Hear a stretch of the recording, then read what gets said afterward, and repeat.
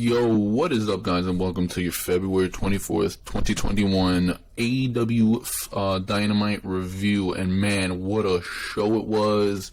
Earlier in the day, it was reported Paul White, Big Show, signed with AEW. He should be next week. I'm going to talk about what happened with Britt Baker pretty soon, but first let's start with what happened with Sting. I think Sting and Darby Allin, oh my god, they just totally just impressed everyone. And AEW heard the concerns with, Sting in all his appearance, and they just said, fuck you, and they gave us that great segment, so that was really great. So, you had Team Taz, Brian Cage and Ricky Starks versus Varsity Blondes. You know who's winning. Brian Cage and Ricky Starks won. Then you had, after the match, it was a video package of Sting driving Darby. It was a great video. Sting was driving Darby Allin out of the body bag. Then they actually showed. So what happened was Sting's music played. He was getting out. He was dragging the body bag, and in the body bag was Taz's son Hook. And so he points to the rafters, and Darby Allin is on a oh my god, you know what Shawn Michaels used at WrestleMania on that? Oh my god, was that? Oh my god, he was on that oh my god, what is it called? But you know what I mean. So he was on the hook, and he was doing the skyline. He was going through the rafters to the arena, and then they beat the shit out of Team Taz with the baseball bat and the skateboard. Who is it? Brian Cage and Ricky Starks. So and then they go out. Great segment. Everyone was hyped for this. And I think, so in the main event, it was, so earlier in the night, Fenix and Lance Archer, they were like, oh yeah, all buddy. Then Fenix said, oh, you're the worst partner I ever had. And they were brawling backstage. Then it was Fenix versus Lance Archer in the main event. And they fucking shined, dude. Like, honestly, alright, so it was a great match. Obviously, Fenix was in it. And I'm a little disappointed in a way, but it is what it is.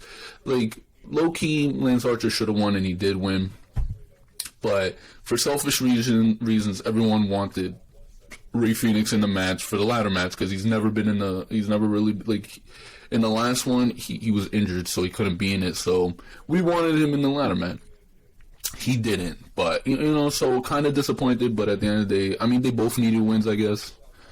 I guess Lance Archer needed it way more, and I would have went for a draw, to be honest, but now he's in the ladder match, so great match. And then after the match, Lance Archer, he fist bumped Fenix.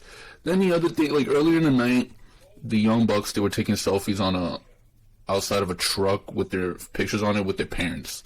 And so I'm like, oh, why are they doing this segment? So then it was Brandon Cutler versus Jake Hager. Everyone was shitting on this match and this and that. It was a quick match. Jake Hager obviously won. Then Santana, Ortiz, Wardlow, they hit the ring. The Young Bucks they beat up Cutler. The Young Bucks make the save. And then Matt Jackson gets on the mic. He's like, yo, Chris Jericho, MJF, where are you? Judas is playing, but no one's coming out. And MJF and Chris Jericho, they appear on the Titantron, and he's like, what the hell? And then they have the Young Bucks' father all bloodied up, quote unquote bloody. Everyone's like, oh, it's fake blood. Yeah, what'd you expect? His father to be actually bleeding? And then they hit his face on each buck on the truck. And that was that. And then they did the Young Bucks pose. And then the Young Bucks was chasing after them. And then that's how the shit started. It was another great segment. I loved it so much. Great stuff. And, everyone's like, oh, who cares about Chris Jericho, MJF versus Young Bucks? Well, there you go. That was a great fucking segment. So, great way to get everyone hyped up for the show. Other than that, the rest of the show was good, too. Jon Moxley versus Ryan Nemeth. Jon Moxley obviously beat up Ryan Nemeth. Then he cut a promo, and Jon Moxley pretty much knows he's not winning at Revolution versus Kenny Omega for the title. He's got to go on baby duty soon, so that's that. cuts the promo. You had the Lance Archer stuff. You had the other shit that I was talking about, the Darby Allin stuff with Sting. Then there's an interview with Kip Sabian and Chuck Taylor and Orange Cassidy, and basically it was just setting up a Kip Sabian, Miro versus Chuck Taylor, Orange Cassidy at Revolution, and I guess that Chuck Taylor's gonna take the pin, or Kip Sabian, which I think Chuck Taylor's gonna take the pin, so that's that. You had the Brandon Cutler match. Then they were doing more advertising for Big Show, Paul White. Then there was a segment for SHAQ versus and Cody versus next week. Hangman Page versus Isaiah Cassidy, pretty good match. But obviously Adam Hangman Page won that match, so that was good to see. Matt Hardy was ejected from ringside, and yeah. Then there was a thing with Kenny Omega and Don Callis, and they were in a workshop, and they were getting ready for their match at the explosive shit. So whatever. Oh, here we go, guys. Here's the Britt Baker versus Nyla Rose match. This was a great match too. This was a great match, and this is the last thing I'm gonna talk about, because after this was pretty much it. There was a Marco Stunt segment, promo, but whatever. Then you had the Lance Archer stuff. So it was a great match, and Britt Baker they both looked great. Britt Baker, Nyla Rose, they both looked great. Britt Baker looked great as well. And I was rooting for Britt Baker all the goddamn way, bro. I was like, yo, let's go. She's about to win. She could win. She's about to lose. What the fuck? No. And then, Nyla Rose won. I think that this was probably AEW's worst booking decision so far. Honestly, genuinely.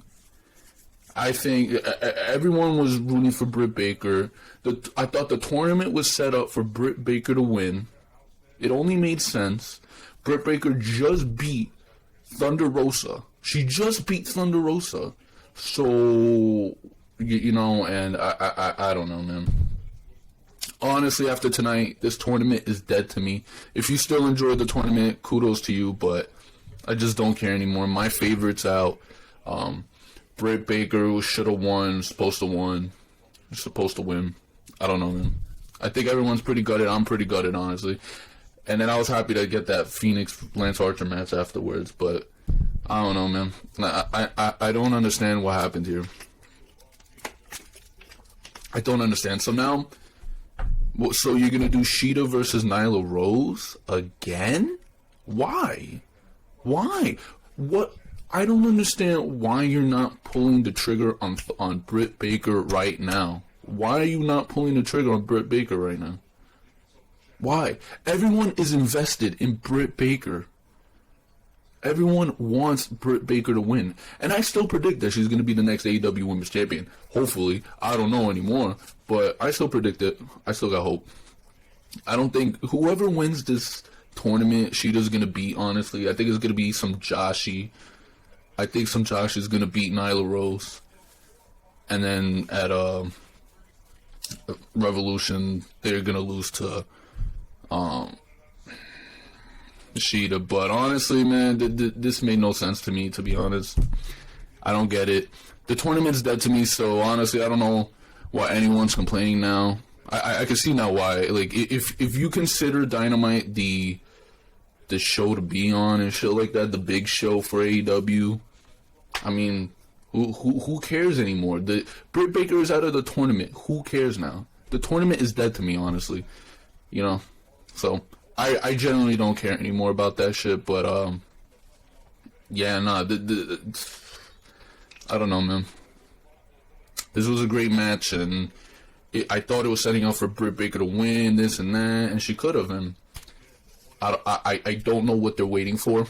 I don't want to wait until Double or Nothing. I hope as soon as possible after